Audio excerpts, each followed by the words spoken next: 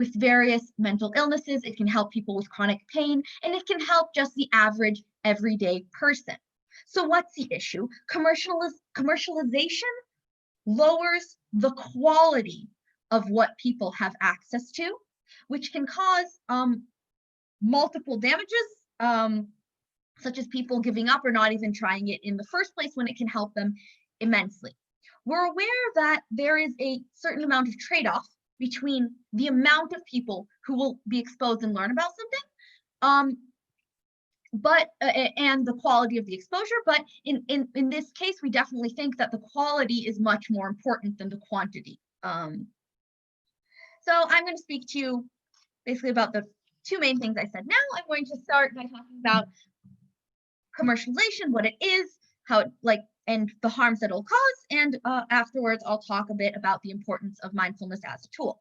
So commercialization, when we say commercialization, it can mean a number of different things. It means talking about it on talk shows, celebrities saying that they do it, people posting about it tons on social media, and it having trending hashtags and stuff that I don't know much about, blog posts and so on and so forth. Having things like celebrities and popular people talking about it, all sorts of things like that, this makes it profitable. This is a thing that starts to be marketed, not just suggested or recommended, say, by medical professionals or situations like that, but it's something that is that people try to actively market. All of this makes it a much more profitable thing, which means both more people want to get in on it. They want to take advantage of this amount of money that is now being streamed into this, into the kind of mindfulness market. And it means that also people who are already taking part of it, and certainly the new people getting in, they want to try and reach as many people as possible. However, what happens when you have just more people coming into something? This is going to lower the quality of the people who are teaching it. Why? Because mindfulness is not a regulated term, right? We're not talking here about, say, psychology, where not anyone can call themselves a psychologist. You have to have a certain certificate, but anyone can say, I'm a mindfulness coach. I teach it, I'm an expert. And you don't really have a good way of checking that. You don't have an organization that you can talk to or anything like that. So what you end up happening is you have a very profitable field with with essentially no regulation that anyone can come in on. This lowers the quality significantly. It doesn't just lower the quality of the average teacher, it also, within all that noise, it makes it very, very hard to find the quality professionals, even if you try to look within all the noise that you get. What does this result in, this lowering quality of the field? What does it end up resulting in? It results in a few things. One, mindfulness is not yet a very established practice in certain medical fields. And so despite the fact that it's very important and can be very useful, not all medical professionals use it yet as a regular tool. And point? Not yet, and don't talk. And further, so sorry, that threw me off. Okay, so yes, so not all of them use it, and once it's seen as a commercial thing, the medical professionals are going to take it significantly less seriously, because if you don't see something as a serious tool, and now most of the people who are teaching it aren't serious, there's no reason for you to ever think that it's going to be very hard for you to start seeing it as serious and making it as a serious recommendation to your patients. It's also going to mean that people who try it are going to they're going to try it and give up, right? Because if someone isn't teaching you well, you're not going to do it well. You're not going to get the benefits. You're not going to get what's being promised to you. You're going to get frustrated. You're going to give up. And you're probably not going to say, oh, that was a lousy teacher. I'm going to try and put my money and time and effort into it once again, despite the fact that I already did that and failed. So, and not only that, but you have this very important population of people who are chronically ill, say, which I might have some personal experience with, whether we're talking about issues like depression or anxiety or chronic pain issues like, say, fibromyalgia. These are people who mindfulness can be an incredibly useful and important tool to, but these are also people who are aggressively marketed lots of things that don't work. If you're chronically ill, you're being marketed so many things. You're being marketed essential oils and crystals, and you're being told to go outside and to smile and to see this person and that person and a life coach and this and that. And within that very long list, people just constantly throwing, oh yeah, you should do mindfulness too at you, you're not going to take it seriously, because this is coming from the common person and not from the medical professionals that you should be listening to. Does CO have an extension? No, if CO doesn't have an extension, then I'll take OO. Okay, Scientific scrutiny is what ends up, proving or disproving a theory. On which side do we have more scientific scrutiny? On a side where it's something you cannot ignore when it circulates over discourse, or on the side where it's a niche Eastern philosophy and it barely has any exposure in the West whatsoever? Science usually doesn't study things just because I don't know, Gwyneth Paltrow talked about it on Goop. This is not how it works. Yes, it's true. Scientists do need to be exposed to things, but it doesn't mean that you need to make it commercial and super trendy and popular. That's not the same thing. And the commercialization can actually make scientists who like to take themselves really seriously and see themselves as really serious people, they'll take it less seriously because it is now less serious. When you make the field less serious, serious people will be less likely to be interested in it. Do you not hear me? Is that the motion I'm seeing?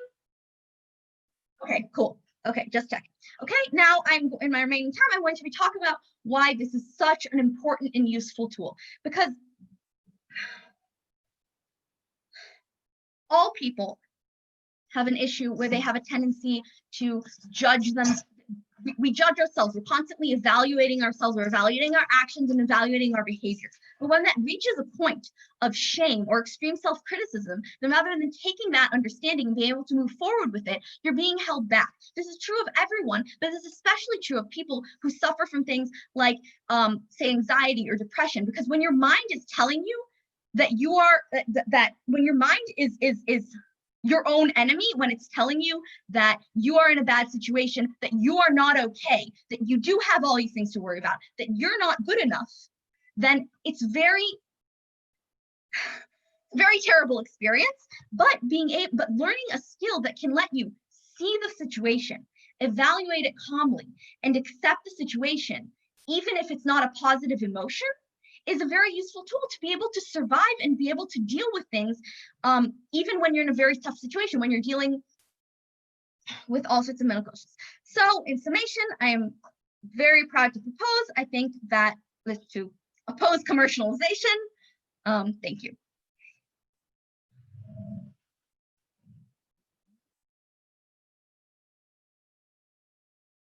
We thank the Prime Minister. We will remind the teams on a point of order that audible POIs are only to be given under the last chance rule, which I believe you're all familiar with, i.e. if no POI was taken and it's 5:45, no worries, but just keep to it from now on. And without any further ado, I'm happy to call upon the Leader of Opposition. Here.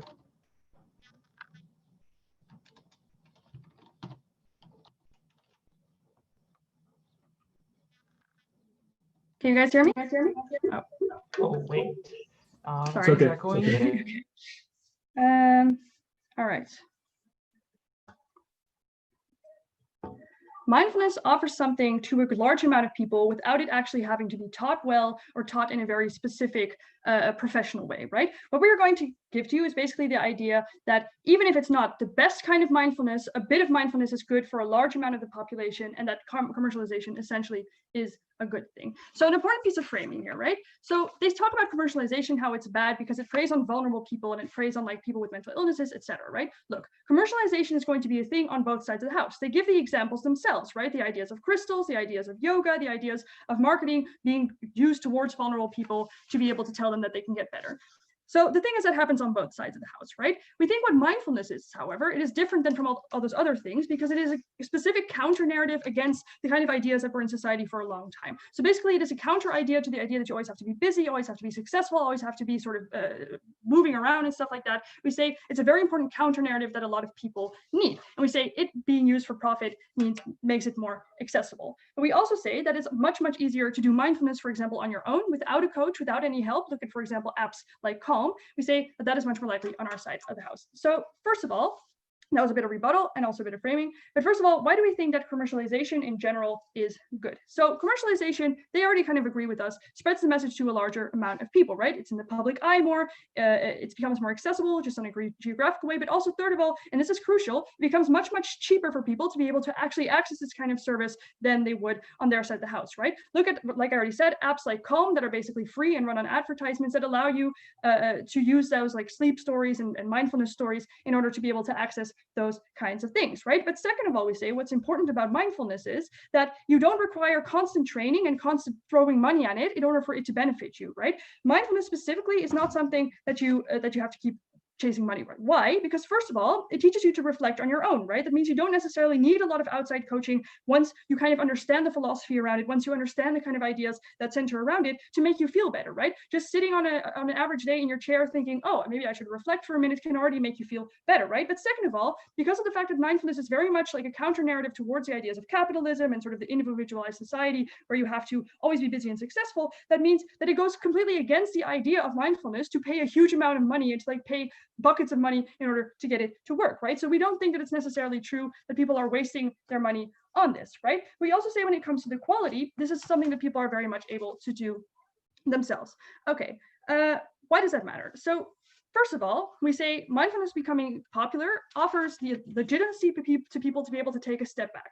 Note, right? At the moment that mindfulness is not something that is popular, like they say on their site, that it is not something that is recognized as legitimate, that it is not something that is recognized as being something that people follow or that they do, that means that very often people aren't going to take it seriously, right? Because it isn't popular, because it isn't sold for profit. We say very often in high stress environments, like in life and people around you want you to do certain things, right? Finish this paper, get these good grades, work hard, come to work, whatever, right? We say the popularity of mindfulness allows people the kind of the legitimacy to take a step back and say, no, I want to focus on myself right now. I want to focus on the kind of on myself, on what I want and what I want to do. And it allows other people to say, oh yeah, that's a fair decision to make, right? So that's much more legitimacy for people who actually want to use mindfulness in order to better their lives, right? This specifically is important because it clashes with the idea of quality, right?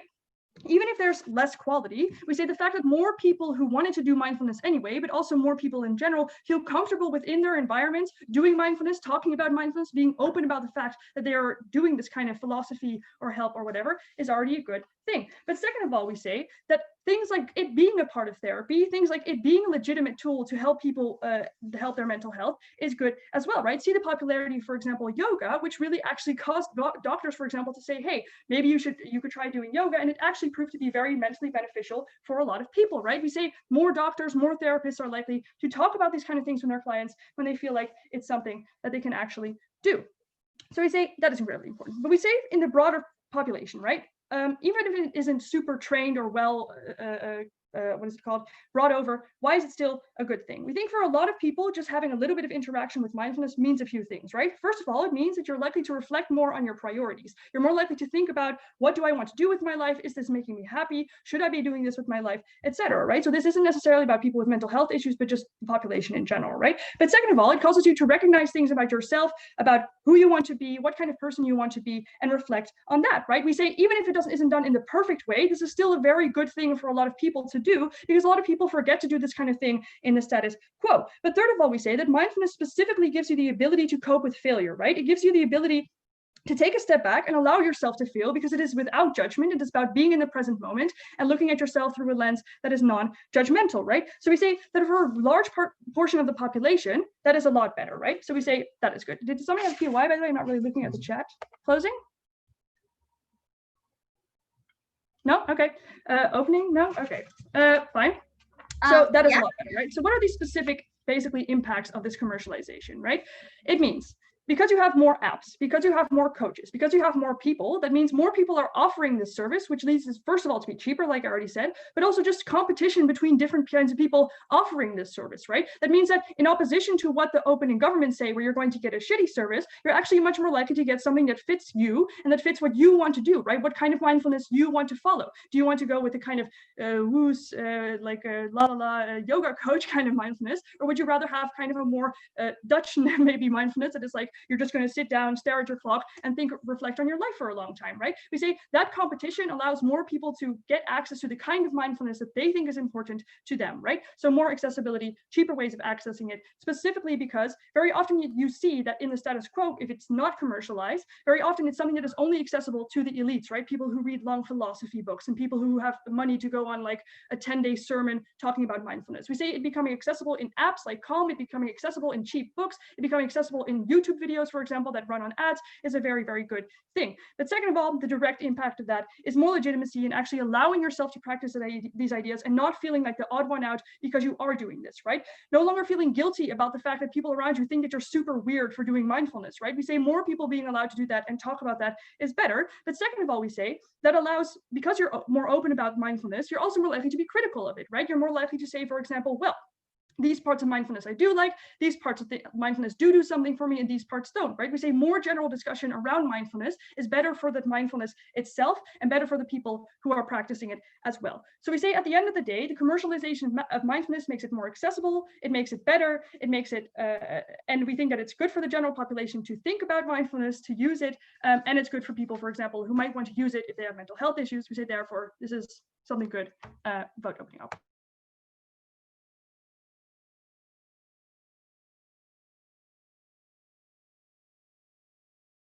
Sorry, 1 second.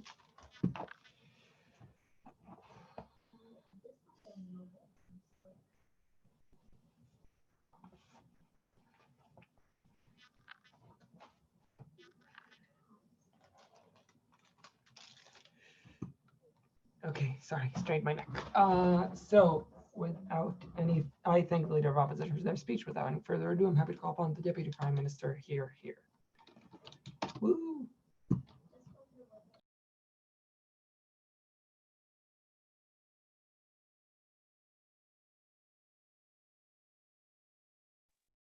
Can anybody hear me?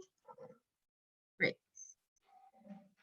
So I'll be starting in 3, 2, 1, go. So our main case from opening opposition is the exact perception of what mindfulness is when it's commercialized. And what do I mean by that? The fact that it's easy peasy, that you can just download an application and stop being critical toward yourself. The fact that, yeah, you can just sit for 5 minutes, breathe in, breathe out, be aware of your thoughts, and that's pretty much it. That's the psychological therapy that you need. This is exactly the damage the Prime Minister talked about and got no response over that characterization. Okay, in my speech, I'm going to have 2 points. First point is how exactly it is perceived today in the general public when it's commercialized, and why we prefer the non-commercialized version, and B, some more about damages. So before that, I have, say, 3 points of external rebuttal. So again, as I said in my point of framing about that being that basically opposition says that it's free, it's cheap, you can do it on your own. That's great. You can do it on your own, right? You can do mindfulness on your own when you know how to properly do it. You can do it on your own if you have guidance that leads you and teaches you and goes through a process doing it with you, rather than just having an application writing to you, or having, I don't know, like a talk show host talking about it for 5 minutes, telling you should just breathe in and breathe out your air. Okay. So if you want to get to a level where this tool is actually applicable and you can actually do something and for it to be helpful for you, you really need this guidance. You really need to work. It's a process. It's not as easy. Okay. When they're talking about the legitimacy to use it, or the self-reflection that now I'm sorry. So I'm sorry, I'll finish that point of rebuttal. So essentially what they're saying is we want it to be commercialized because it's easy. But the fact is they don't deal with the characterization, saying that when it's the perception of it being easy is the exact damage that we present. This is the fact that it doesn't work for most people when they try it, because it's not as easy as it is represented in your work. Okay, second point of rebuttal about the self-reflection, about the whole yoga things. Okay, so we don't understand what is unique to mindfulness about the self-reflection issue. As you said, you can do meditation and yoga and all things that are quite popular and commercialized today that makes you self-reflect, right? When I do yoga, I really like the 30 minutes or 15 minutes of shavasana, because at the end, because it makes me reflect and sometimes fall asleep. It's very nice. I highly recommend it. We don't understand what is unique to mindfulness here that needs to be, but we are explaining to you what it is, a psychological tool that needs to be guided. Otherwise, it could be misused. And if you're talking about examples of methods that are being misused when they are commercialized, yoga is a great example, because now after being commercialized, yoga caused a lot of serious injuries, because you can go to India, have a 1 month training, and now you're a yoga specialist, and you have no responsibility towards your trainings in this manner, because no one is actually authorize your forget the word, supervises you to do that. I will take a POI later. Okay, so let's go. So let's go to my point. So how it is perceived in the general public today when it is commercialized. So essentially what you have are probably those apps, those hashtags, and most information that you get to is via these YouTube channels or these talk shows or whatever, in which you have about 5 to 10 minutes of concentration in order to understand this process. Okay, so they're trying to like say what it is, what it looks like, how can I do it, right? So again, this general characterization, essentially the info slide, you just have a psychological tool in which you are aware to yourself and try not to be critical towards yourself. How does it work? I don't know. I tried all my life not to be criticized towards myself. Even sitting for 10 minutes and thinking, how can I not be criticizing towards myself, doesn't help. You know what helps? When I go to my therapist, and my therapist helps me understand things. When I'm telling her that how I feel about things, and she's guiding me through a process, a slow process. Okay, so so when you go to these talk shows, they're telling us, oh, give us a few tips, and you give them the few tips, and these people go home later on and try this, and they fail, and they try this again, and they fail, and they try this again and again, and they fail, and go to your app, and they go to the Gwyneth Paltrow tweet, and they don't succeed, and then they give up on it entirely. And this is the main damage here, and this is what they don't deal with, because when people give up on these methods, when people give up on this self-sustaining method, as opening opposition themselves have told us, this is something you can do on your own when you're sufficiently practiced in it, then it is a helpful tool, and only then you're able to do it properly. Okay. So essentially when you quit, when you give up on it, you're missing a really good tool, a tool that is not involving any medications, that is not involving psychiatrists, etc. Before I continue, I will take closing. Thank you. You tell us that people will give up on mindfulness because commercialization basically makes it shit. Do you have any reasons why commercialization is going to make it shit? Yes, because when you try to commercialize things, as I've described in my point, you do try to reach to the lower common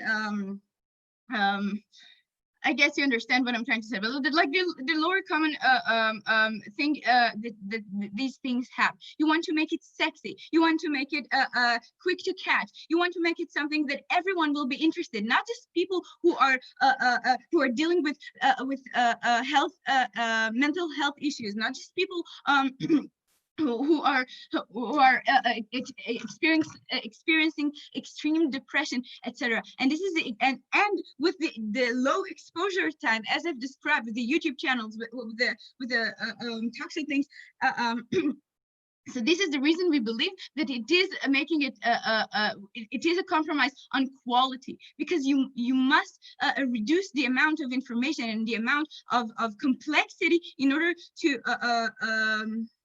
for it to be accessible for the average Joe. Okay, so in conclusion, what we give to you is the main damages by giving bad reputation to this method, by leaving many people depressed, feeling that there is nothing that can help them, not even the supposedly easiest or best therapy there is, and therefore we're very happy to oppose commercialization.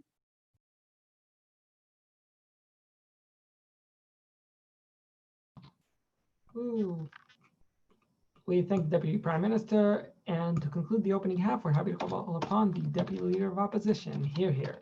Woo. Mic check, can you hear me? Yeah, just one little note. A couple of minutes ago, we crashed. So if something happens, if you stop hearing me, like make it like a verbal remark so that my partner can turn on their PC. Okay, so starting in 3, 2, 1. We're gonna do something that OG has completely failed to do in this debate, and that's be comparative. So, let's be comparative. What does the status quo look like? What does the alternative look like? A couple of things. One, in general, we live in a society that is highly stressed, and especially because we're in a very, very important, historical point between mass industrialization, but also implementation of artificial intelligence. In general, we live in a really, really high intensity world with lots of information, lots of input, lots of output.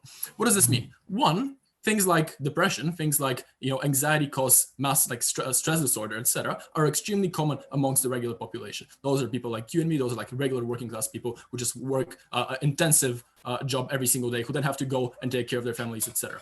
Especially when you look at the Western narratives of high degree of individualism, but also like largely separating yourself from like spiritualism, religion, etc., which is like more or less prominent in Western Europe and the United States. This has multiple negative impacts that it's exhibiting in society. One, like in general, we see that the rates of depression, but also rates of suicide, rates of generally like dishappiness are extremely high. Mariki highlights you a couple of things here. She highlights you that one, external expectations on you as an individual are extremely prevalent in terms of how people form their self-opinion, but also how people make decisions. Mindfulness is extremely important here because it allows you to do a little bit more introspection. That's the entire thing, right? Because the issue is that in the status quo, many people in the West don't really spend time to do that because they were never trained that this is something that even exists, because their way of self-reflection is always coming through this highly competitive, highly capitalistic perspective, whereas am I doing better than others, and not so much how is this affecting me? How am I doing? What am I doing? This is exactly the type of teaching, like the type of techniques that mindfulness instills, and they're extremely beneficial even for regular people, but like especially so for high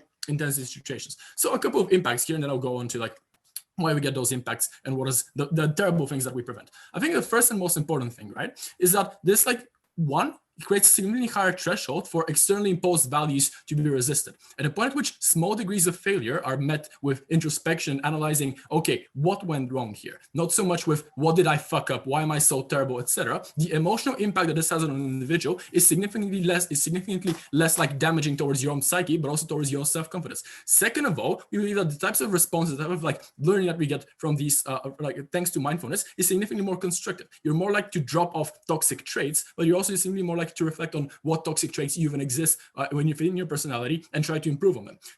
Finally, I think this is significantly easier for just like clearing out in general what you think your priorities are as a person. Something that, especially in a world when you have so many choices, is really, really important for you to feel happy in the long term.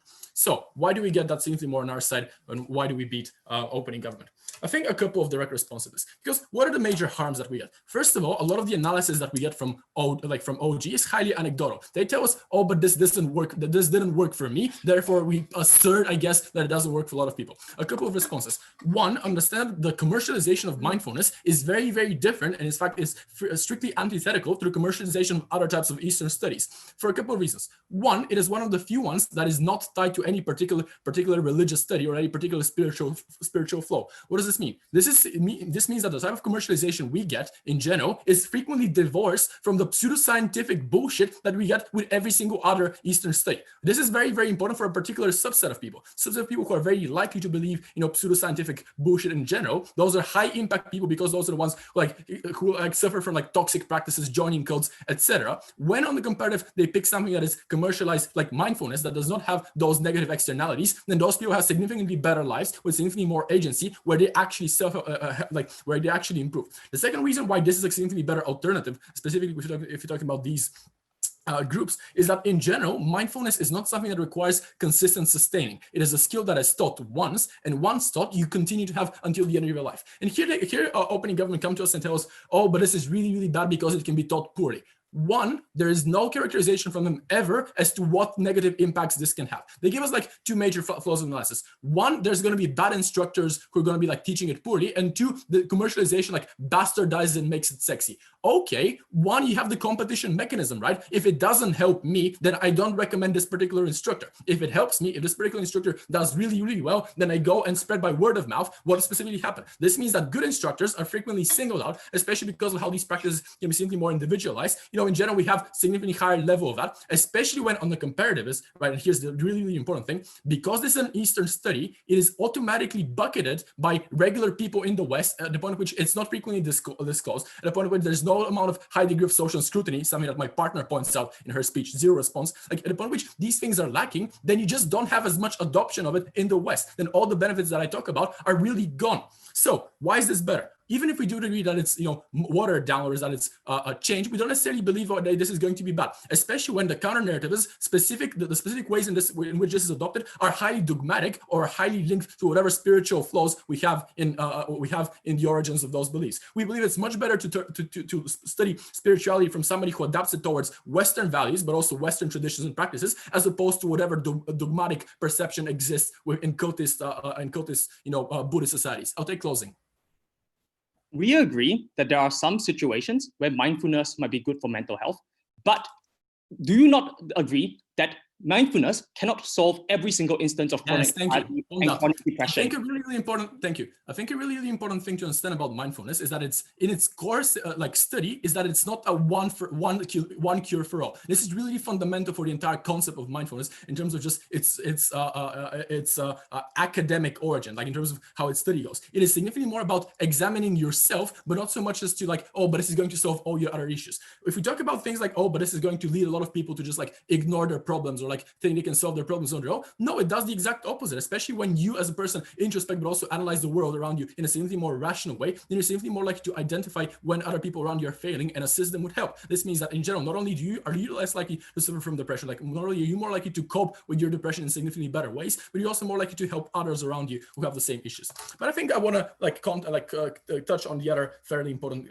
clashes in this debate, because they come to us and tell us, oh, but this corrupts science. A couple of things. One, in general, science, especially well-funded science, only focuses on things that can be highly profitable. And the point at which in a status quo, nobody, like very, very few scientists have any incentive to go and research mindfulness or what are the best ways of examining it and doing mindfulness, then you just don't have that. And the point at which everybody talks about it, there's significantly more public scrutiny, but also significantly more like scientists, but also like scientific mediums. I like to spend massive amounts of money on researching it and proving what are the best methods, the best techniques, etc. This is the point at which we get good implementation. And finally, I think the most important thing here is that personalized adaptation only comes when the type of mindfulness you get is adapted towards a specific consumer. This happens specifically to the mechanisms of commercialization as opposed to dogmatically imposed values from external sources. For all these reasons, opening up takes this debate.